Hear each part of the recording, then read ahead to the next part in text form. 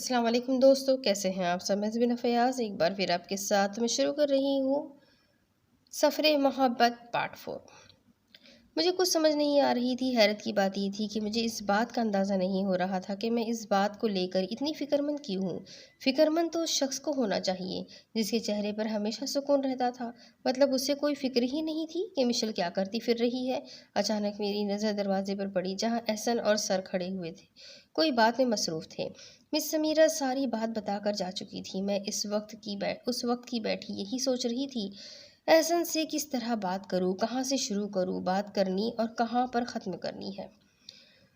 इसी दौरान सर और एहसन भी चलकर मेरे पास पहुंच चुके थे। एहसन आते ही बोले, सलवा अब चलना चाहिए हमें। मैंने नज़रें उठाकर उस सुकून भरे शख्स की तरफ देखा जो मुझे ही देख रहा था।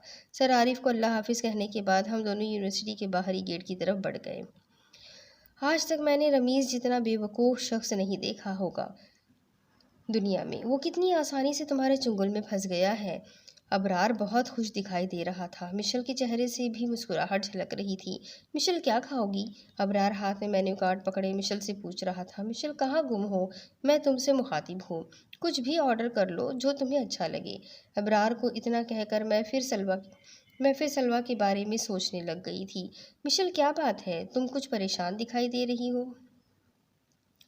अबरार मैं परेशान बिल्कुल नहीं हूँ, सलवा के बारे में बस सोच रही हूँ। वो आजकल कुछ ज़्यादा ही करीब आ रही है एहसन के।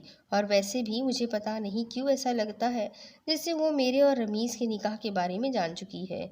ओहो पागल लड़की, छोड़ो इस सलवा को। क्यों उसके बारे में सोच सोच कर अपने आप को हलकान कर रही हो। अगर वो जान भी चुकी है तो इतना बड़ा मसला नहीं है, देख लेंगे उस सलवा को भी। अबरार ने मुझे तसल्ली देते हुए आखिरी फिक्रा अदा किया था। मैं बस खामोश थी, मेरी खामोशी ही बनती थी। शायद मैं इस सारे मामलात में कहीं भी दखल अंदाजी करती तो शायद गलत कहलाती। लेकिन अगर मुझे कोई चीज़ सता रही थी तो वो एहसन थे। मुझे उनके सामने मिशेल की इस हरकत का जिक्र करना चाहिए। मेरे बताने के बाद एहसन का जो भी रवैया या लहजा हो, देखा जाएगा। मैं उस बंदे के लिए बहुत फिक्रमंद थी। मैं उसे खोने से डरती थी। मैंने अपने दिल में उस बात का फैसला कर लिया था, एहसन को मिशेल की सारी बात से आगाह कर दूंगी। वैसे भी मिशेल निकाह तो कर चुकी है, तो ये शादी का क्या चक्कर है। फिर हाँ, सच याद आया। मिस समीरा कह रही थी कि उसके घर वालों को उसके निकाह की कोई खबर नहीं है, इसीलिए वो लोग एहसन और मिशेल की शादी की तैयारियां कर रहे हैं। मैं एहसन को बताने का फैसला कर चुकी थी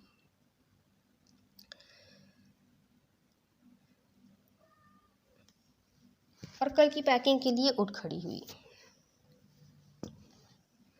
आज मुझे और एहसन को इस्लामाबाद एक मुशायरे पर शिरकत के लिए रवाना होना था।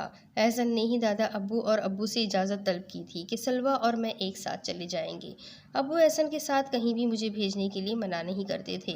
बकौल मेरे अब्बू के एहसन घर का ही फ़र्द है। मैंने रात में ही पैकिंग कर ली थी। 2 या 3 दिन के लिए हमें इस्लामाबाद जाना था। फजर की नमाज के बाद मैं बाहर लॉन में आ गई थी। सुबह की ठंडी हवाएं सर्दियों के आने की खबर दे रही थी। अक्टूबर का महीना शुरू हो चुका था। दिन में मौसम नॉर्मल ही होता था, लेकिन सुबह के वक्त और दिन ढले सर्दी का एहसास होता था। परिंदों के चहचहाने की आवाज़ दिल को भली लग रही थी। दादा अब्बू और अब्बू का रोज़ का मामूल था, वो फजर के बाद सैर को जाते थे। अरे मेरी बेटी आज यहाँ कैसे, वो भी इस वक्त। दादाजी की आवाज़ पर मैंने पीछे मुड़कर देखा। वो लोग सैर से वापस आ चुके थे। मैंने सलाम करने के बाद चाय की ऑफ़र की। अब्बू को किसी ज़रूरी काम से आज लाहौर के लिए निकलना था, जिसकी वजह से वो तैयारी पकड़ने के लिए अंदर की तरफ बढ़ गए।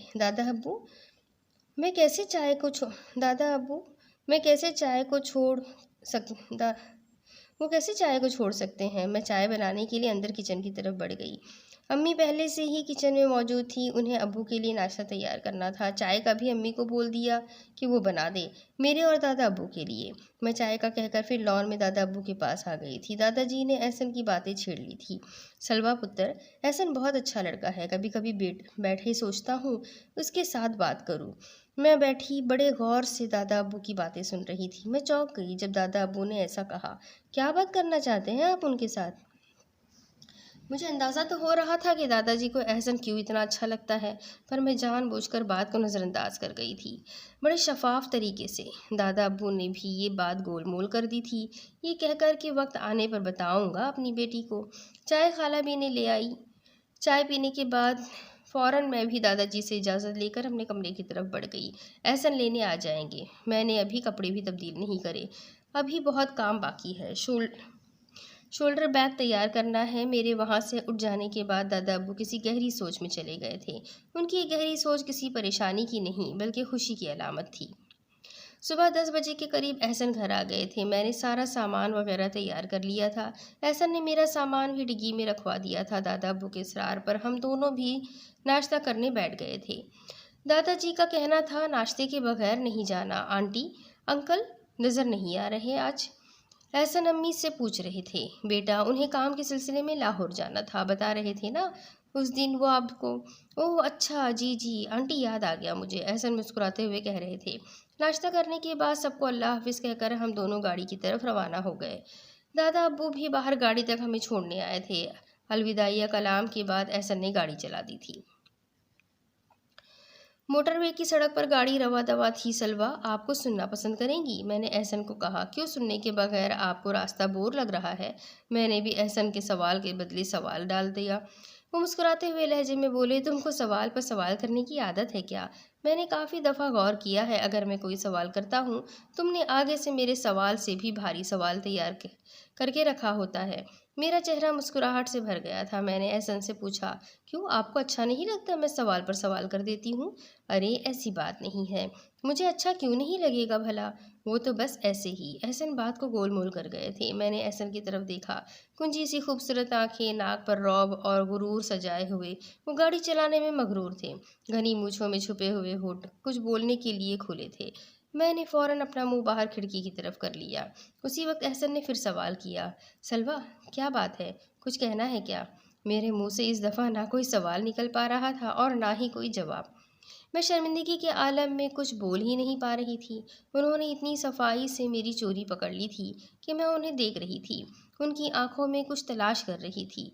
शायद मैं देखना चाह रही थी कि मेरा अक्स नज़र आता है उनकी आंखों में, या मैं महसूस कर पाऊंगी कि उनकी ज़िंदगी में मेरी क्या अहमियत है। एहसन ने फिर एक दफ़ा मेरी राय जानने के लिए मुझसे पूछा, नुसरत फ़तेह अली ख़ान को सुनोगी? मैंने उनकी तरफ देखे बगैर इस बात में सर हिला दिया और एक दफ़ा फिर बाहर शीशे की तरफ मुंह कर लिया। गाड़ी के अंदर मध्यम आवाज़ में नुसरत फ़तेह अली ख़ान की आवाज़ गूंजने लग गई। तुम्हें दिल लगी भूल जानी पड़ेगी, मोहब्बत की राहों में आकर तो देखो। मैंने फिर अपनी नज़रें एहसन की तरफ की जो बड़े सुकून से गाड़ी चला रहे थे। तड़पने पे मेरे न फिर तुम हंसोगे, कभी दिल किसी से लगा कर तो देखो। इस दफ़ा एहसन ने भी मेरी तरफ रुख फेरा। मैंने जल्दी से अपनी नज़रें फिर बाहर खिड़की की तरफ कर दी। फिजाओं की हमसे तौक़ा नहीं है, मगर एक बार आज़मा के तो देखो। ज़माने को अपना बना कर तो देखो, हमें भी तुम अपना बना कर तो देखो। मैं अब बार बार एहसन की तरफ नहीं देखना चाहती थी। वैसे भी मैं नहीं चाहती थी कि वो गाड़ी चलाते हुए तवज्जो मेरी तरफ करे। गाड़ी चलाने पर ही तवज्जो दे तो बेहतर है। खुदा के लिए छोड़ दो अब ये पर्दा कि है आज हम तुम नहीं गए कोई। शबो वस्ल भी है हिजाब इस कदर क्यों, ज़रा रुख से आंचल हटा कर तो देखो। जफ़ाए बहुत की बहुत जुल्म ढाए, कभी एक निगाहे करम इस तरफ भी। हमेशा हुए देख कर मुझको बरहम, मेरी जा कभी मुस्कुरा कर तो देखो। आखिरी लाइन एहसन ने भी गुनगुनाई थी। मैं सुनकर मुस्कुरा दी, लेकिन मैंने अपना मुस्कुराना एहसन पर अया नहीं किया। जो उल्फत में हर एक सितम है गवारा, ये सब कुछ है पास वफा तुमसे वरना। सताते हो दिन रात जिस तरह मुझको, किसी गैर को ही उस सता कर तो देखो। अगर चाह किसी बात पर वो खफा है तो अच्छा यही है तुम अपनी सी कर लो। वो माने ना माने ये मर्जी है उनकी, मगर उनको पुरनम मना कर तो देखो। तुम्हें दिल लगी भूल जानी पड़ेगी, मोहब्बत की राहों में आकर तो देखो। कव्वाली ख़त्म होने के बाद गाड़ी में खामोशी छा चुकी थी। मैं तो अभी तक कव्वाली की इन लाइनों पर ही खोई हुई थी। हमेशा की तरह एहसन ने ही खामोशी को तोड़ा था। सलवा, मुझे तो लगता है तुम कव्वाली के अंदर ही चली गई हो। मैंने मुस्कुराते हुए सर को इस बात में हिलाया। कुछ और सुनोगी अब? नहीं, इस तरन्नुम से ही मैं बाहर निकल नहीं पाई। इसलिए कुछ और सुनकर मैं इस कव्वाली के टेस्ट का मज़ा किरकिरा नहीं करना चाहती। ओह, सच में बताना भूल गया, रास्ते में एक कज़िन को भी पिक करना है मैंने। वो लाहौर से आ रहा है, मोटरवे के किसी क़याम मुताम रेस्टोरेंट एरिया पर उसकी बस रुकेगी, तो हम उसे उधर से ही पिक कर लेंगे। मैंने ही उसे इनवाइट किया है इस मुशायरे पर। ये मेरी ज़िंदगी का सबसे अहम और यादगार मुशायरा होगा। एहसन बोले जा रहे थे, मैं खामोशी से बस उनकी बात सुन रही थी। आज के मुशायरे पर तुम्हारे लिए एक सरप्राइज़ है सलवा। मैंने हैरान कुन नज़रों से एहसन की तरफ देखा था कि मेरे लिए ऐसा क्या सरप्राइज़ हो सकता है। भला मैं हिचकिचाते हुए बोली कि मेरे लिए सरप्राइज़। एहसन खुशी से हाँ के जवाब में सर हिला रहे थे। सरप्राइज़ मेरे लिए है, लेकिन खुश आप ज़्यादा दिखाई दे रहे हो मुझे। क्योंकि बात खुशी की है इसलिए मैं खुश दिखाई दे रहा हूँ, और यकीनन जब तुम्हें उस सरप्राइज़ का पता चलेगा तो तुम मुझसे भी ज़्यादा खुश हो जाओगी। अब सोच सोच कर के सरप्राइज़ क्या है दिमाग का वही दही ना करो, क्योंकि ये तो तुम्हारे वहम गुमान में भी नहीं होगा इस सरप्राइज़ का। एहसन मेरी तरफ देखते हुए मुस्कुराए। तकरीबन 2 घंटे हो चुके थे हमें चले हुए, और अभी भी घंटे डेढ़ का सफ़र बाकी था। परी, गाड़ी चलाओगी? मैं एकदम से चौंक उठी। ये परी कौन आ गई है गाड़ी के अंदर? अरे पगली, इधर उधर क्या नजरें घुमा रही हो? मैंने तुम्हें परी कहा है। मैंने इंतहाई शरीफाना और शरारती लहजे में एहसन से पूछा। आपकी तबीयत तो ठीक है ना? एहसन बहुत ज़ोर से हंसे, जैसे मैंने उन्हें कोई लतीफ़ा सुना दिया हो। सलवा, मेरी तबीयत बिल्कुल ठीक है अल्हम्दुलिल्लाह, लेकिन ये भी सच है कि परी मैंने तुम्हें ही बोला है। एक बात कहूँ सलवा?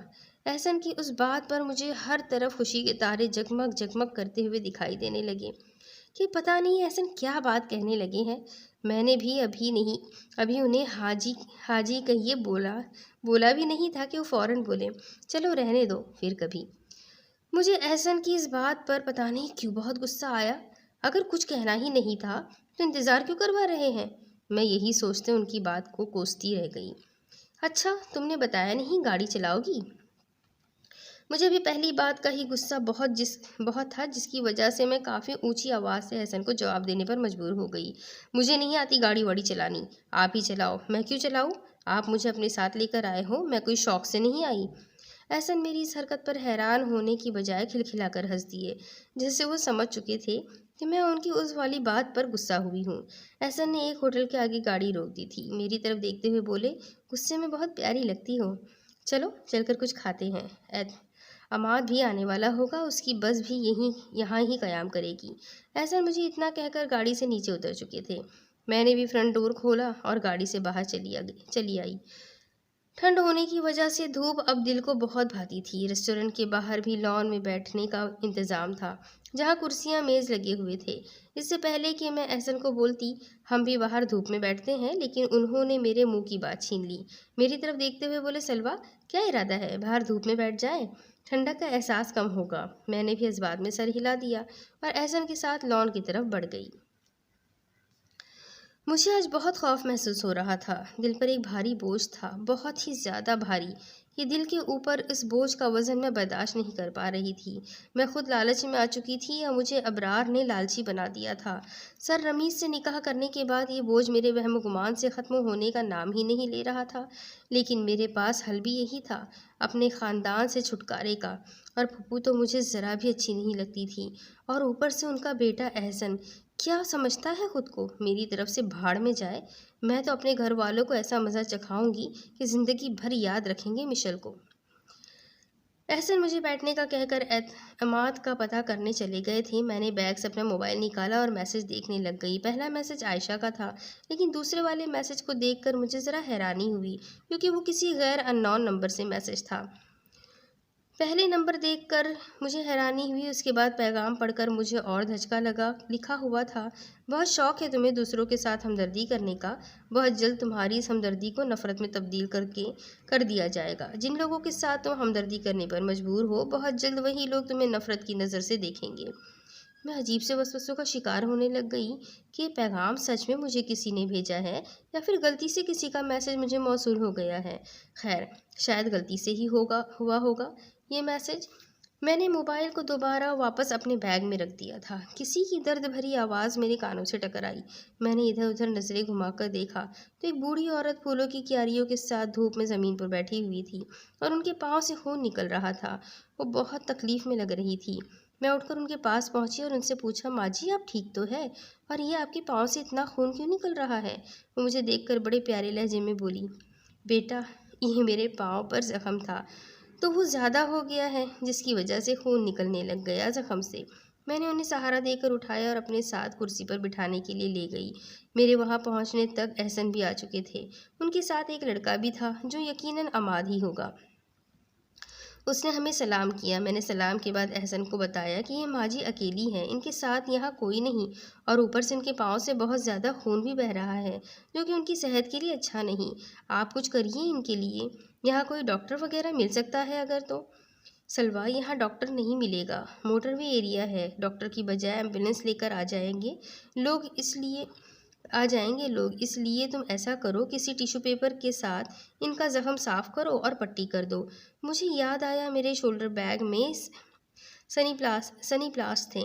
मैंने 2-3 सनी प्लास्ट इकट्ठे किए। माँ जी का जख्म साफ करके जख्म वाले हिस्से के ऊपर वो तीनों सनी प्लास्ट इकट्ठा लगा दिए ताकि अभी फ़िलहाल उनके पाँव से खून रुक सके।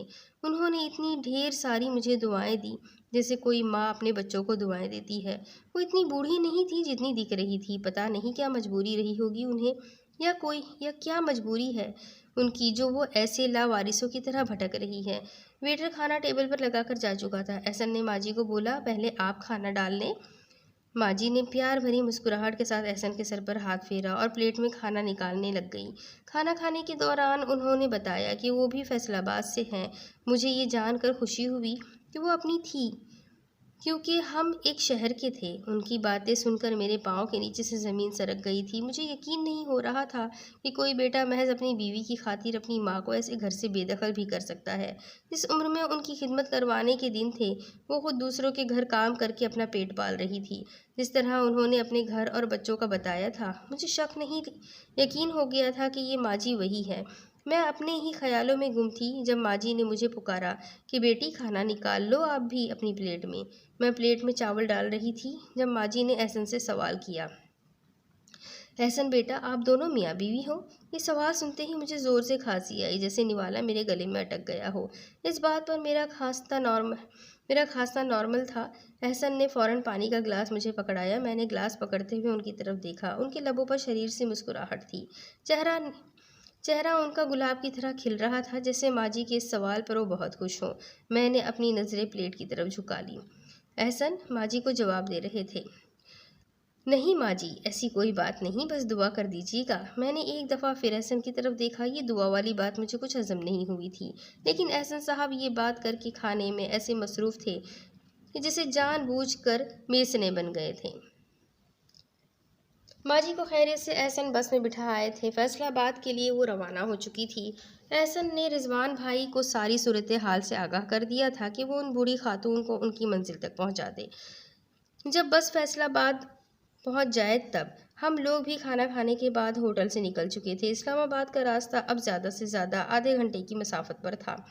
सर्दियों के दिन भी किस कदर छोटे होते हैं। 3-4 बजे के बाद ऐसे लगने लग जाता था जैसे रात तैयार खड़ी हो आने के लिए। सूरज की चमकती हुई रोशनी अब दूर पहाड़ियों पर अपने पर फैलाए खड़ी थी। डूबते हुए सूरज का मंजर भी कितना निराला होता है, जैसे आसमान पर सूरज नहीं बल्कि कोई तस्वीर टांग दी गई हो। मेरी नज़रें उस डूबते हुए सूरज का ही ताक़ुब कर रही थी। तब ही ड्राइविंग करते हुए अमाद ने मुझे आवाज़ लगाई। अब ड्राइविंग अमाद कर रहा था। एहसन शायद गाड़ी चला कर थक चुके थे। सलवा बाजी क्या बात है? मैं कब से देख रहा हूँ आपका ध्यान बाहर खिड़की की तरफ है, जैसे किसी सोचों में गुम हो। कोई शहजादी अपने शहजादे के इंतज़ार में बैठी अपनी खूबसूरत आंखों को थका रही हो। अमाद की इस बात पर मुझे ज़ोर से हंसी आई। अमाद आप बहुत शरीर हो लेकिन लगते नहीं हो। सलवा बाजी, पहली बात ये कि आप मुझे बराए मेहरबानी करके आप कहने की गुस्ताखी ना ही करें तो अच्छा है। आप मुझे अपना छोटा भाई समझे और तुम कहकर पुकारा करें, मुझे अच्छा लगेगा। एहसन खामोश तमाशाई बने हम दोनों की बातें सुन रहे थे और मुस्कुरा रहे थे। बस अच्छा सलवा बाजी, फिर आज तो सरप्राइज़ है आपके लिए। मैं हैरान हुई कि इस सरप्राइज़ के बारे में अमाद भी जानता था। सलवा बाजी, मुझे भी एहसन ने इसी वजह से आज बुलाया है, वरना महीनों हम दोनों एक दूसरे की शक्ल देखने को तरसते हैं। दोनों कज़िन, खैर हम कज़िन कम दोस्त ज़्यादा हैं दोनों। बड़ा खूबसूरत बंदा है ये मेरा कज़िन कम यार ज़्यादा, कज़िन कम या ज़्यादा मेरा जिगरी यार है एहसन। इस दौरान एहसन भी बोलने पर मजबूर हुए थे। चल बस कर, अब ज़्यादा तारीफ़ें ना झाड़ अमाद के बच्चे। वैसे सलवा बाजी, आपको एक्साइटमेंट नहीं हो रही अपने उस सरप्राइज़ के बारे में? अमाद सवाल करके चुप कर गया था मेरे जवाब देने के लिए। हाँ ना अमाद, मैं तो बड़ी खुश वाली हैरान हूँ कि ये सरप्राइज़ अब पता नहीं क्या है। ऊपर से वो आयशा भी मैसेज पर मैसेज कर रही है कि आज तुम्हारे लिए बहुत बड़ा दिन है और यादगार भी। ऐसा ध्यान रखना यार, कहीं खुशी के मारे सलवा बाजी पिछली सीट पर बेहोश न पड़ी हो। अमाद की इस बात पर मेरी हंसी छूट गई। अमाद, तुम फैसलाबाद से हमारे साथ आ जाते भला। बहुत बोर हुई मैं सारे रास्ते। ऐसा तो कुछ बोलते भी नहीं, इन्हें बातें ही करनी नहीं आती। अरे सलवा बाजी, यकीन करे, मैं सारे रास्ते आपके बारे में ही सोचे जा रहा था कि भाई वो अल्लाह की बंदी पता नहीं कैसे सड़ील इंसान के साथ जा रही होगी। खामोशी से सफ़र कट रहा होगा दोनों का। सफ़र गाड़ी दोनों का सिर्फ गाड़ियाँ चलने की आवाज़ें हों उन दोनों के दरमियान, क्योंकि ये एहसन नामी बंदा बहुत बोर है। एहसन ने अमाद के सर पर हल्की सी चपत लगाई। कितने बदतमीज़ हो तुम अमाद, पहले तो मेरी तारीफ़ें करे जा रहे थे सलवा के सामने, और अब साथ ही बुराइयां शुरू कर दी। तुम्हारा भी कोई फैसला कर नहीं होता? दोगला दोगला दोगला बच्चा। हमाद मुस्कुराया। हम लोग इस्लामाबाद दाखिल हो चुके थे। मुशायरे का एहतमाम किसी 5 स्टार होटल में मुनक्किद किया गया था। अमाद ने गाड़ी का रुख होटल की जानिब कर लिया था, जो यहाँ से तकरीबन 10 मिनट की मसाफत पर था। मेरा दिल बेकरार था सरप्राइज़ को लेकर, जिसका जिक्र एहसन और अमाद कर चुके थे। यहाँ तक कि आयशा के भी जो पैगामात मुझे मौसूल हो रहे थे वक्फे वक्फे से, वो भी इस सरप्राइज़ के हवाले से ही थे। अल्लाह खैर करे, पता नहीं क्या होने वाला था। हम लोग ठीक 10 मिनट बाद होटल पहुँच चुके थे। मैं और एहसन गाड़ी से बाहर निकल गए, जबकि अमाद गाड़ी पार्क करने चला गया पार्किंग लॉट की तरफ। हम दोनों भी अमाद के इंतज़ार में रुक गए कि वो आए तो हम तीनों इकट्ठे होटल के अंदर दाखिल हो। एहसन, जब तक अमाद नहीं आ जाता मैं घर फ़ोन कर लूँ? हाँ सलवा, तुम फ़ोन कर लो, खैरियत दरियाफ्त कर लो। मैंने फ़ोन करने के लिए बैग से मोबाइल निकाला और दादाजी का नंबर डायल करने लग गई। अब्बा जी, सलवा ने आपको अपने पहुंचने की कोई इतला दी? फ़ोन आया उसका? हाँ, रिफत दही। ये अभी मैं सलवा का ही फ़ोन सुन रहा था। वो लोग खैर खैरियत से पहुंच चुके हैं। चलो शुक्र है अल्लाह का, वो लोग खैर से पहुंच गए। आज मेरी बेटी के लिए बहुत खुशी का दिन है। वो सच में मुझे याद आया अब्बा जी, नज़ीरा आपा का फ़ोन आया था। वो इब्राहिम के लिए सलवा का हाथ मांग रही है। मैंने सोचा आपको इतला दूँ। सलवा के बाबा लाहौर से वापस आते हैं तो उनसे भी बात करूंगी इस बारे में। नहीं, कोई ज़रूरत नहीं इकबाल से इस मौजू पर बात करने की, क्योंकि मैंने सलवा के रिश्ते के बारे में सोच रखा है। तुम बस मुझे ये बताओ, एहसन कैसा रहेगा सलवा के लिए? अब्बा जी, आपने तो मेरे दिल की बात छीन ली है। सलवा के लिए एहसन से बढ़कर कोई नहीं हो सकता। एहसन बहुत नेक और सुलझा हुआ इंसान है। खैर, अभी इस बात को किसी के आगे अया मत होने देना। मैं खुद सारे मामलात देख लूँगा। मेरे दिल को सुकून था कि एहसन अच्छा इंतखाब है मेरी बेटी के लिए। दूसरी तरफ अमाद गाड़ी पार्क करके आ गया था। हम तीनों इकट्ठे ही होटल के अंदर दाखिल हुए। आयशा हमें देखते ही भागती हुई हमारे पास आई।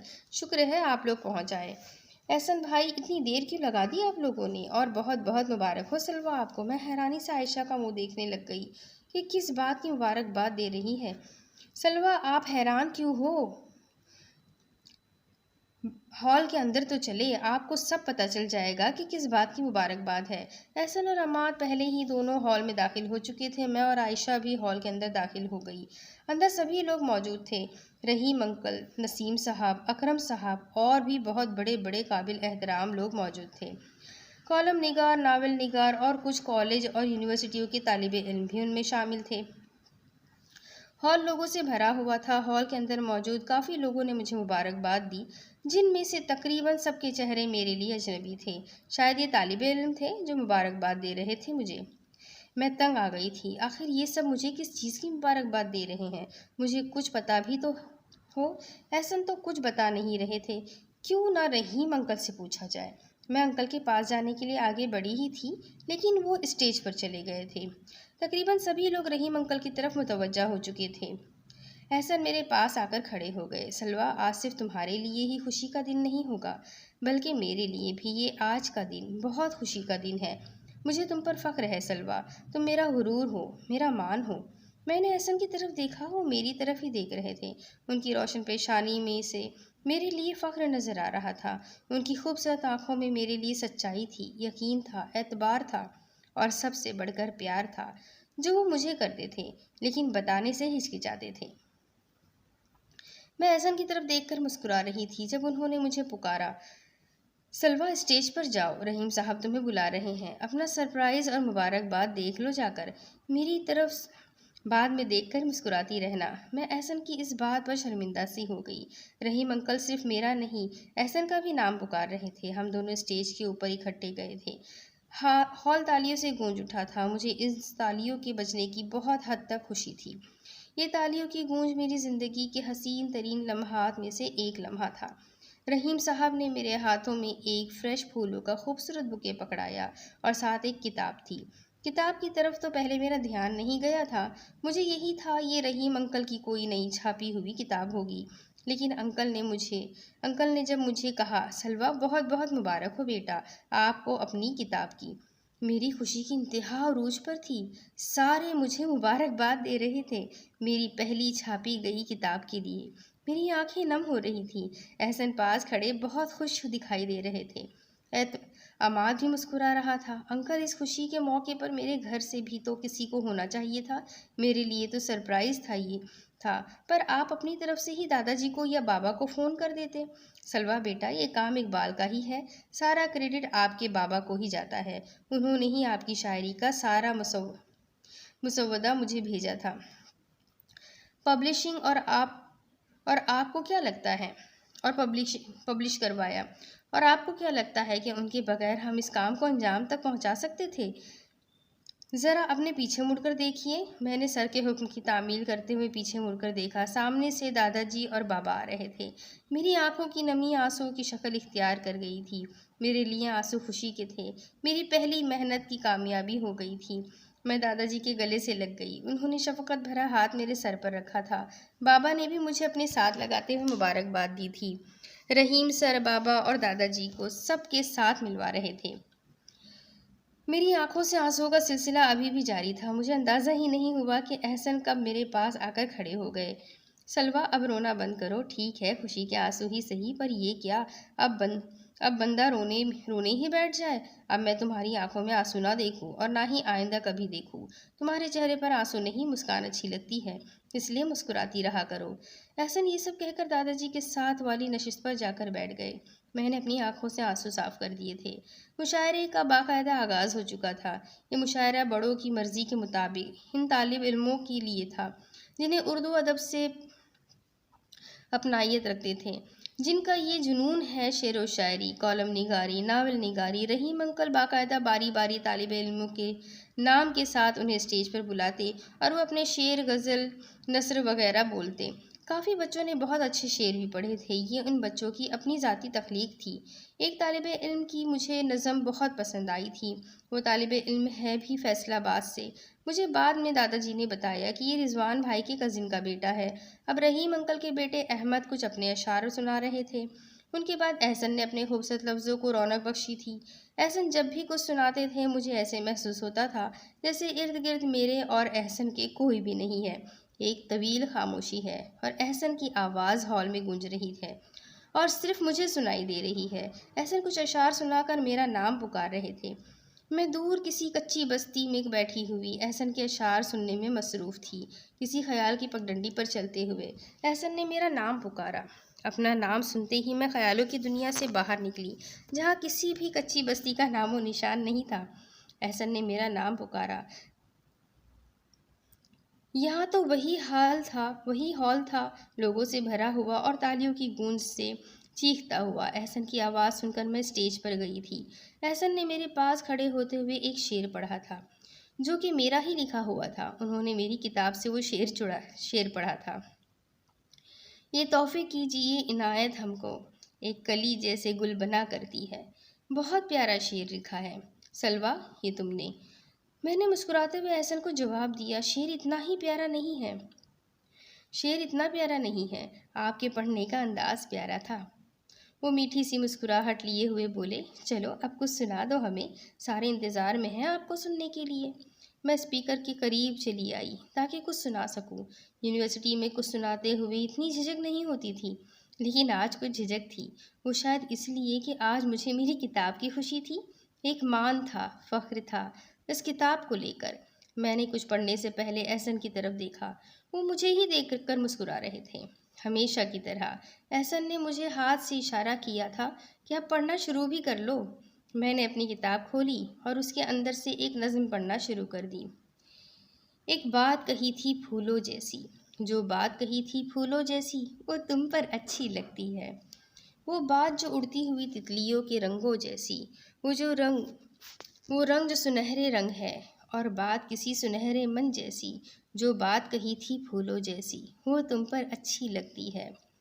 जो फूलों के ऊपर शबनम जैसी, किसी नदी में बहते जुलाल जैसी, पहाड़ों के ऊपर बर्फ के टुकड़े, धुनकी रुई के गाल जैसी, आसमां से कहकशा के तारे उतरे, साथ में चांद की चमक के जैसी, जो बात कही थी फूलों जैसी, वो तुम पर अच्छी लगती है। मैं नज़म पढ़ते ही कुर्सी पर जाकर बैठ गई। हॉल तालियों से एक दफ़ा फिर गूंज रहा था। नज़म सबको बहुत पसंद आई थी। एहसन ने भी नज़म की तारीफ़ की। अमाद मेरे पास आकर नज़म की तारीफ़ करने लग गया। सलवाबाजी नज़म बहुत कमाल की थी, मज़ा दुबाला हो गया सुनकर।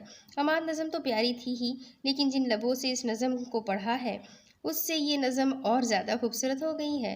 एहसन की ये बात सुनकर मुझे अंदर ही अंदर बहुत खुशी महसूस हुई थी। वो इतनी बात करके अमाद को अपने साथ लेकर दादाजी की तरफ बढ़ गए और एहसन के जाते हुए पीछे से मेरे लबों की मुस्कान ने दूर तक एहसन का ताक़ुब किया था। मेरे दिल से एहसन के लिए एक ही आवाज़ निकली, किस कदर खूबसूरत बंदा है ये।